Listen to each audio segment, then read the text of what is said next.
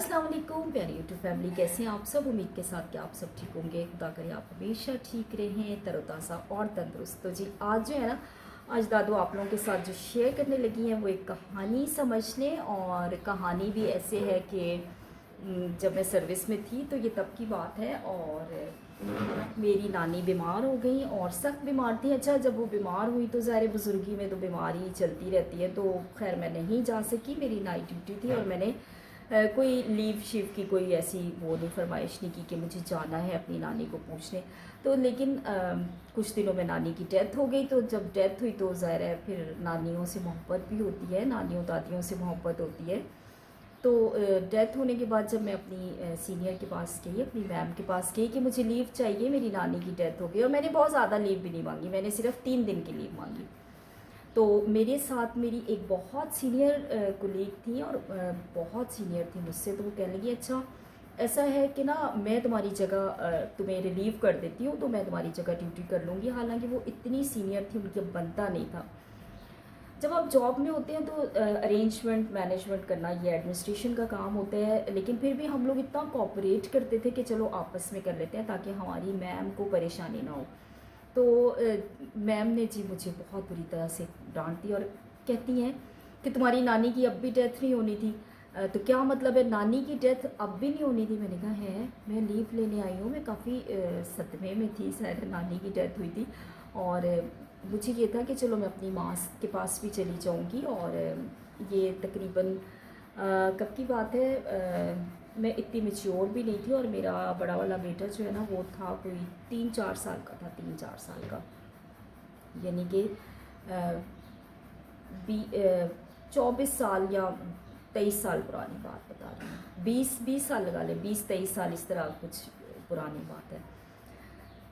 तो इसलिए आप लोगों के साथ शेयर कर रही हूँ कि लोगों के ऊपर जब खुद मुसीबत पड़ती है ना तब उन्हें अंदाज़ा होता है। मुझे तो उन्होंने कितनी बुरी तरह से डांट दिया कि क्यों तुम्हारी नानी की अब भी डेथ नहीं होनी थी, हर किसी ने जाना है, तुम्हारी नानी ने भी जाना था।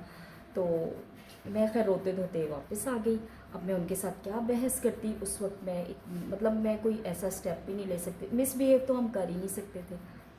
मैं कहती फ़लाँ की अब फादर की डेथ हो गई थी, उनको छुट्टी मिली थी, उनकी मदर की डेथ हो गई थी, वो वहाँ थी, उनको छुट्टी नहीं मिली थी। मतलब उन्होंने इतनी लंबी कहानियाँ मुझे सुनाई। खैर मैं रोते हुए वापस आ गई और मैं अपनी नानी के मतलब फ्यूनरल में नहीं पहुँच पाई। तो वक्त गुजर गया, खैर कोई नहीं। तो अच्छा कुछ महीनों बाद ही ना मेरी मैम, एक दिन पता चला जी मैम की नानी की डेथ हो गई है और मैम लीव जा रही हैं। और ऑफिस गए, सब गए बारी बारी मैम के साथ ताज़ियत के लिए। तो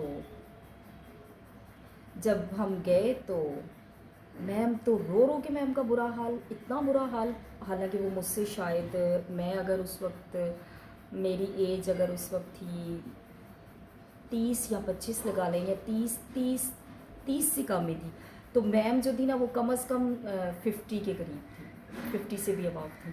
तो मतलब वो इतनी मेच्योर औरत, क्या उनकी नानी की डेथ नहीं होनी थी जो वो इतना रो रही थी बिलक बिलक के, और अच्छी खासी 15 दिन की लीव लेके चली गई।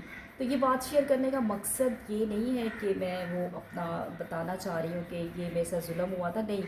जो लोग सीट पे बैठे हैं, सीट पे तो सभी बैठते हैं, लेकिन एडमिनिस्ट्रेशन सीट पे जिनके पास कोई लीडरशिप है, कोई बहुत से लोग अगर उनके अंडर काम कर रहे हैं, तो देखें कि फीलिंग्स को देखा करें कि अगर आपके साथ वो चीज़ हो जाती है तो आपको कितना दुख होता है, और अगर उसके साथ हो रही है तो आपकी क्या फीलिंग्स है।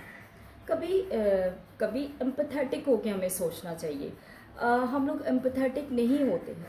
तो बस आज मेरा ना, मुझे बात याद आ गई और मैं पहले तो खूब कह के लगा के हंस रही थी, सोच रही थी कि यार कितना मुझे मैम ने, मतलब अपनी नानी की डेथ हुई तो रो रो के बुरा हाल हो गया। और चूँकि वो ज़ाहिर सीनियर थी, उनका एक अथॉरिटी थी उनके पास, और सब लोग उनके आगे पीछे कि जी मैम की नानी की डेथ हो गई है। अब मैम तो खुद डेथ के करीब थी, मतलब 55 से अबव थी। अब मैं ये नहीं कहती कि 55 में फौत हो जाना चाहिए, जैसे अब मैं अगर 50 नियर 55 ही हूँ तो ये बात नहीं है। लेकिन मैम काफ़ी हमारी बुज़ुर्ग नज़र आती थी। और आज उनकी याद आई तो किस वे में आई। हालांकि वो इतनी अच्छी खातून थी, सबका ख्याल रखती थी, लेकिन बस छुट्टी देने पे सबको मौत पड़ जाती है कि छुट्टी नहीं देनी है। जब काम करना होता है तो छुट्टी भी तो अरेंज करनी होती है ना।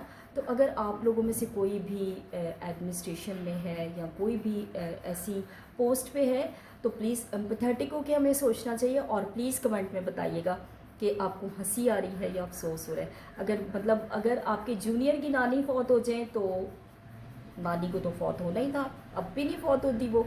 और अगर अपनी नानी फौत हो जाए, चाहे बेशक आप 60 साल की हैं और आपकी नानी फौत हो जाए 110 साल की होके, तो उस पर आप इतना वावेला मचा रहे हैं, इतना रो रहे हैं।